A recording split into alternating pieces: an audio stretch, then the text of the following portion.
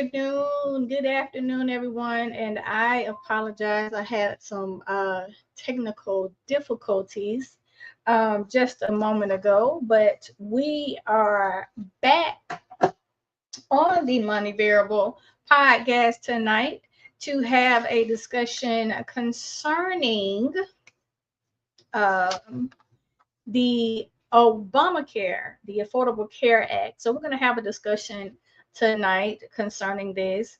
And just a disclaimer, my name is Marjorie E. Roberts, and this podcast is for information purposes only. If you have any additional questions or questions about the Healthcare Act, reach out to a professional who deals in the services that are provided for healthcare insurance, and to make sure that you understand your rights and everything concerning that. This is for information purposes only, and the information provided is the research that I have done concerning what is happening with the Obamacare, is what it's called, but it is actually the Affordable Care Act. Okay, so just to discuss what the Affordable Care Act is, it was a law that was passed in March the 23rd of 2010, and it's health insurance rights and protections. So in the Affordable Care Act, it helps protect requires plans to cover people with pre-existing health conditions, including pregnancy, without charging more, provides free preventive care, give young adults more coverage options, ends lifetime and yearly dollar limits on coverage of essential health benefits, helps you understand the coverage you're getting, holds insurance companies accountable for rate increases, makes it illegal for health insurance companies to cancel your health insurance just because you get sick. Also protects your choice of doctors, protects you from employer retaliation. And also there were some additional benefits as well. Breastfeeding equipment and support, birth control methods and counseling, mental health and substance abuse services, the right to appeal a health plan decision, and the right to choose an individual marketplace plan rather than one your employer offers to you. And there were some additional options as well, as far as where the health care was concerned. And I actually got this information that I'm reading to you guys tonight off of healthcare.gov. So I went to healthcare.gov and some other government entities online to view some of the information that I am going to be going over with you guys on tonight. So I just wanted to make sure that I covered that particular information for you, so you can actually know what it is and some of the things that it actually covers. Again, I am not an expert when it comes to health insurance, but I do understand when changes take place and those changes impact you financially. Okay. So that's what I'm going to be going over tonight, to let you know that, so you can be informed on what is happening concerning the Affordable Care Act. So give me 1 second here. Since I had technical difficulties, all of the information that I've had that I was going to review with you guys was up on my screen and everything just disappeared. So I had to go back and retrieve some of that information. So let me go ahead and go over this information here. So there are several subsidies that are additional. So we have the premium tax credit, which was authorized under the Patient Protection and Affordable Care Act, which is what I just mentioned to you, which they call Obamacare. Okay, so there was a premium tax credit that went with that law, okay, that was enacted. Now, there were already premiums associated in 2010 with the Affordable Care Act. So you know what is happening now is that during the pandemic, there were additional tax credits that were available. So when Biden was in office, the Patient Protection and Affordable Care Act established the PTC, which is the premium tax credit, to help eligible households lower their payments towards premiums for qualified health plans offered through Health Insurance Exchange. Now, the American Rescue Plan Act of 2021, now this is during COVID, expanded the eligibility for and the amount the PTC for tax years 2021 and 2022. Now this is during the pandemic. Now the fiscal year of 2022, the Budget Reconciliation Law, commonly referred to as the Inflation Reduction Act, extended the American Rescue Plan Act of 2021 for a provisional 3 years additional tax years, which was 2023 through 2025. Okay, so those are additional the additional tax credits is what is going away. Okay, that's what's happening. The additional tax credits are what's going away concerning the Affordable Care Act.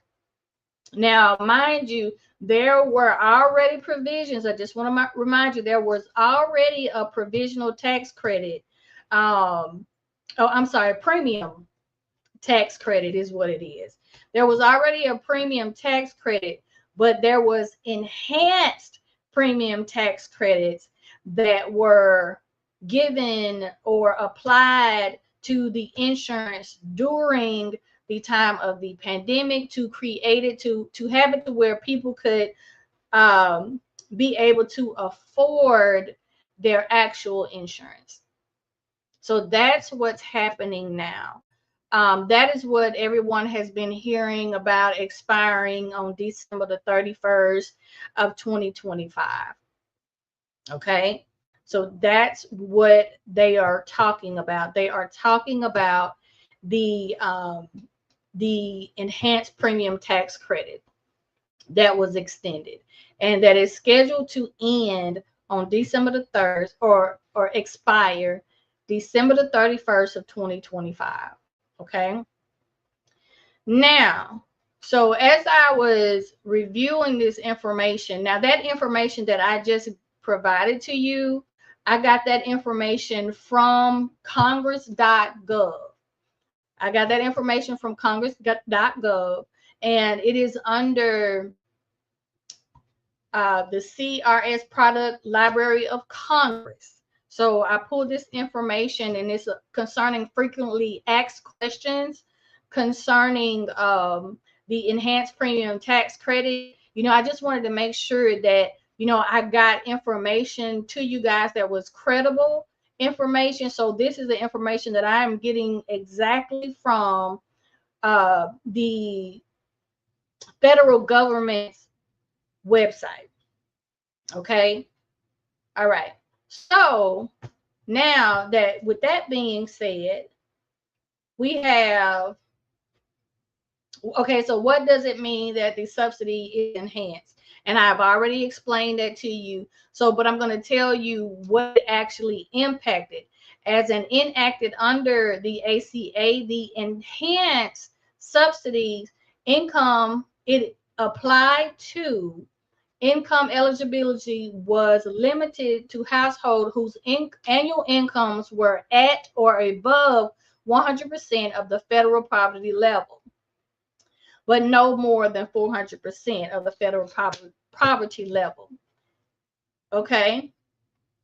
And then there were some other things in which the pandemic coronavirus degree. I apologize, you guys. I'm having to read this stuff here. Coronavirus disease 2019 pandemic and related economic disruption. Congress passed the American Rescue Plan Act of 2021, which I already discussed that with you guys. And in that space, they expanded the eligibility for the PTC and enhanced the credit amounts. So from there, it eliminated the maximum income limit. Okay, you know, the income limit was 100% of the federal poverty level, but it raised it to 400% of the federal poverty level. Okay, and they did that for the premium tax credit eligibility. Again, as I mentioned before, so people will be able to actually afford to pay for their insurance.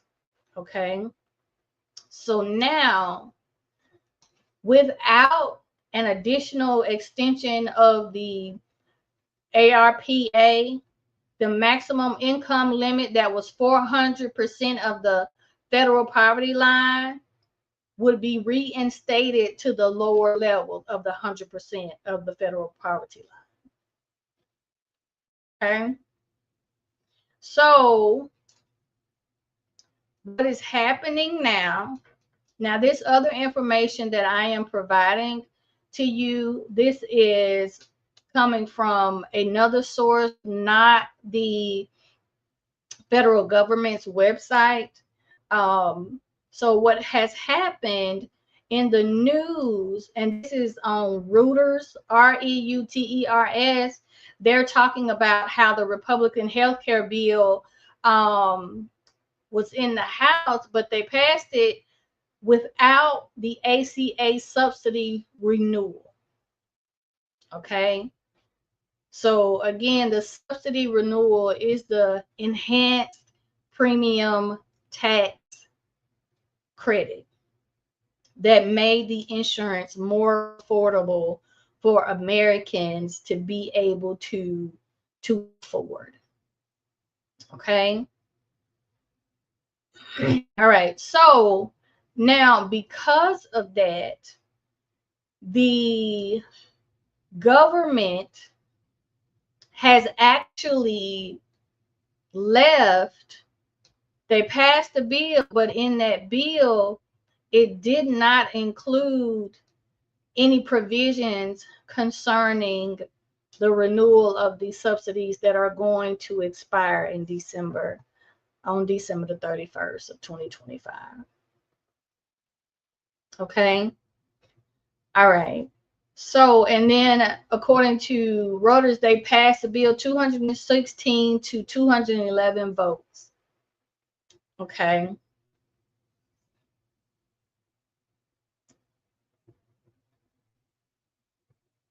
So, according to, and I don't want to get into the Democrats and the Republicans. I'm trying my best to stay away from that space. But currently, the plan that they are looking at lowers the premiums for some people while reducing overall subsidies and raising premiums for others starting in January 2027. Okay, and it would also expand access to association health plans, which allow small businesses, freelancers, and self-employed individuals to pool resources and purchase group health insurance at potential lower cost. Okay. Now, the nonpartisan Congressional Budget Office on Tuesday said that the legislation would decrease the number of people with health insurance by an average of 100,000 people per year through 2035.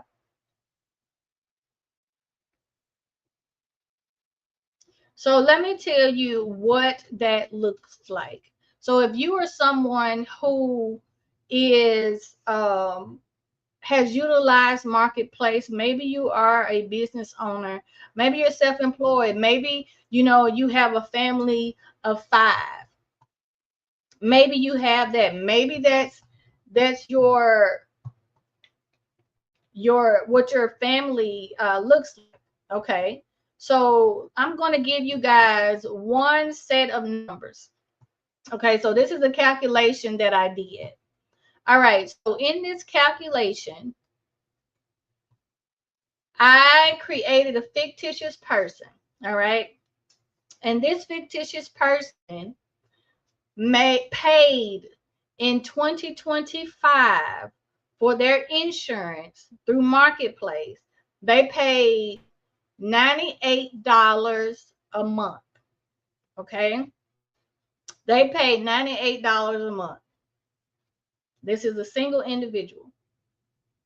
Based on their income, they paid $98 a month, including the additional enhanced premium tax credit. All right.